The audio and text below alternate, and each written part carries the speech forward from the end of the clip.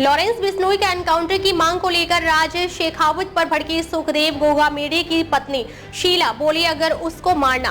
राज शेखावत की ओर से लॉरेंस बिश्नोई के एनकाउंटर की मांग पर सुखदेव सिंह गोगा मेढ़ी की पत्नी शीला शेखावत ने कहा कि एक क्या 50 करोड़ दे दो, प्रशासन ऐसा नहीं करेगा। राजस्थान के जयपुर में पिछले साल श्री राष्ट्रीय राजपूत करनी सेना के राष्ट्रीय अध्यक्ष सुखदेव सिंह गोगा मेढ़ी की हत्या का मामला एक बार फिर सुर्खियों में आ गया है। क्षत्रिय करनी सेना परिवार के राष्ट्रीय अध्यक्ष डॉक्टर राज शेखावत ने इसे लेकर बड़ा दावा किया है। उन्होंने गैंगस्टर लॉरेंस बिश्नोई पर हत्या करवाने का आरोप लगाया है। साथ ही लॉरेंस बिश्नोई के एनकाउंटर पर 1 करोड़ से ज्यादा का इनाम भी रखा है।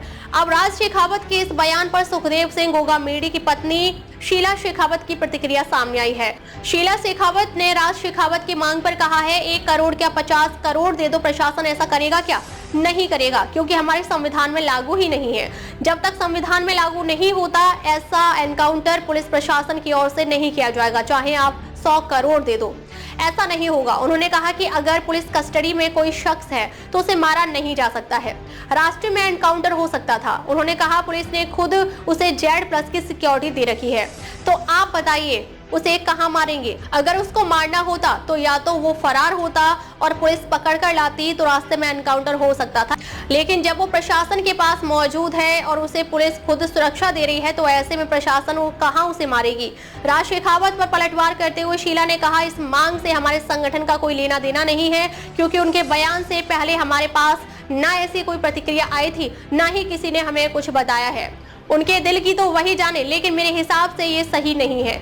इनको अब कोई पूछ नहीं रहा है, इसलिए इन्हें बीच में आना है।